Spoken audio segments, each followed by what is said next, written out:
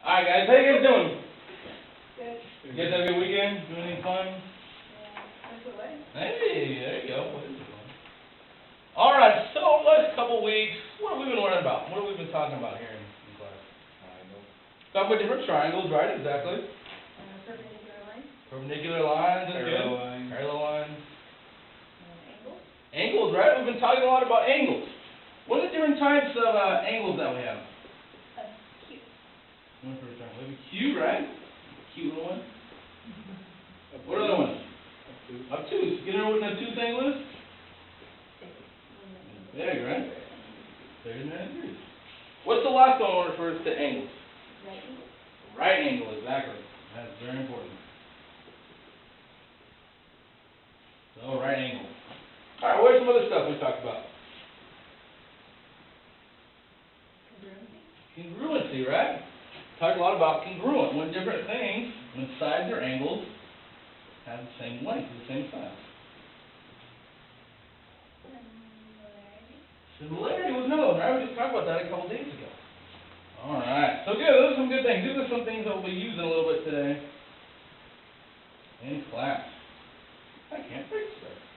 Alright, so I'm going to give you guys a little sheet. We're going to do a little fun little activity today, alright? Yep, and put your paper away. You need to pay attention, alright? Alright. Alright, so on it, I want you guys to write two different points on there. They don't have to be close or far. Just don't make them too close to each other or too far away. Just kind of 2 points on the page anywhere. Anywhere you like.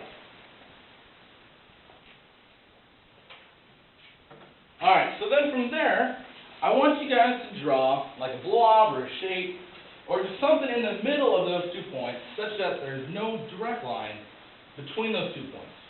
So there's something in the middle where you can't go on a straight line from those 2 points. Alright, good job. Alright, so now let's say, you put your hand. Alright, so now let's say you're like in a car, and you start at one point, and you need to travel to the other point only using straight lines.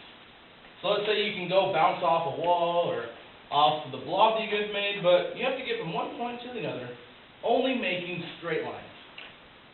Go and try it.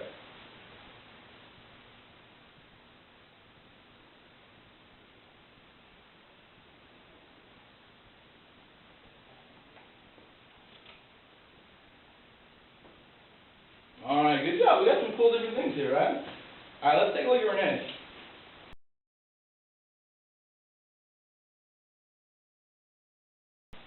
Yeah, so he traveled from one point to the other, right? Took a little bit of different route, did a couple different things. But what if this was like a realistic thing? What if this is like on a mini golf course, right? And let's say you have like a hole and where you're starting at. And you have a big thing in the middle. Would it be realistic, the way Rene drew it, to go from up here, over this way, that way, bouncing off water or so?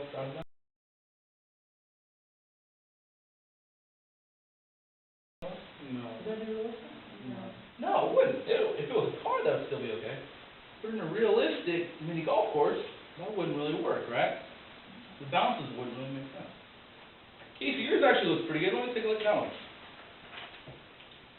Good. So she had her 2 points here. Does this look a little more realistic? If you bounce the ball up against this wall and it comes against this one? Yeah. Yeah, right? Why would it be more realistic? Because what? There are less lines. Less lines, exactly.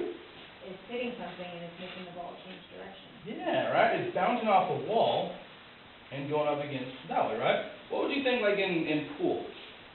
In pool, how would you do it? Like, you bounce the ball off of The sidewall. the sidewall, right? And it comes off to go into the other part. Alright, let me show you a little bit of demonstration with the tennis ball. So just go and come up here. We're going to do a little bit of a demonstration, alright? So I'm going to throw this tennis ball up against the ground and bounce it to Justin. I want you guys to look and try to observe and notice different things about the ball going down and bouncing up, alright? So let's take different notes.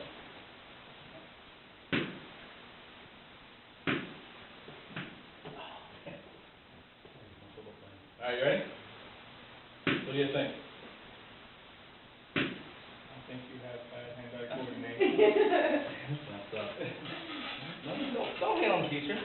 Okay, so I can bet any more nicer. What else? What else do you guys know about it? The path the ball travels looks like a V.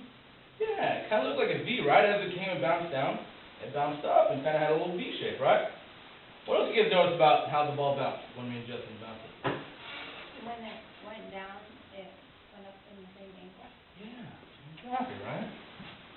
So, my marker go.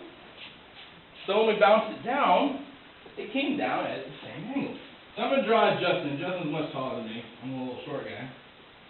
And so, when I bounced the ball to Justin, it went down, and as Leean said, it came up at the same angle, right?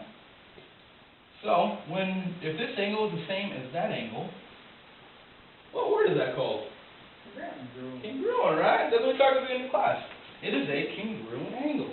Good job. So, and then when we have congruent angles, we write this cool little thing, whoop, to indicate that they are congruent. Alright?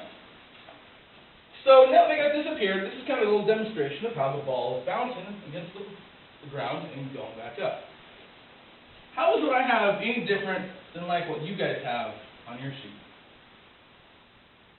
You don't have the lines on the side. Yeah, right? You guys don't have those little lines up here. Alright? So go ahead and draw those lines on the side.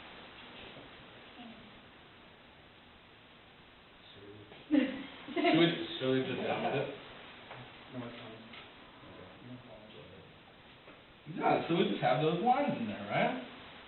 Okay, now when we draw this line down here, right, what kind of angle does this make? We've got a cool special angle right here. What does that make?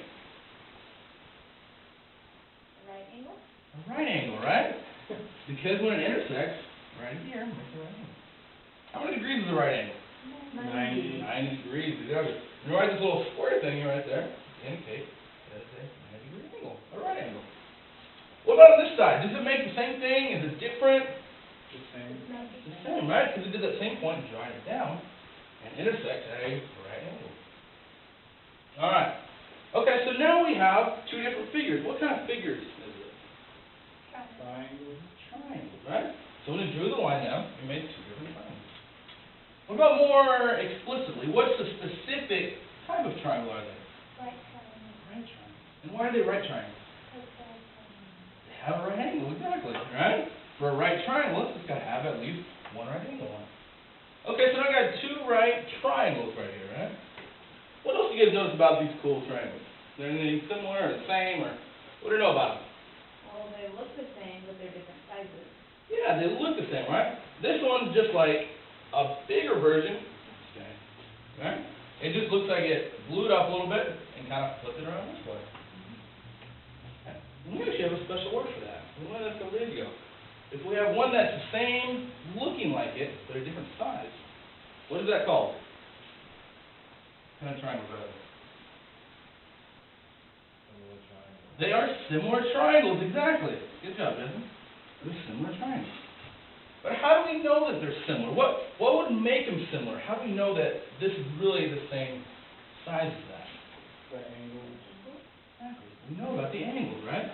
Because we have right angles that are congruent here, and we have the inside angles that are congruent here. And so now we know they look the same by angle similarity. We know that these two triangles are similar. Good job, guys. That's a tough thing to get. So, next week we're going to start using these, and we can understand a little more about proportions. Sounds good?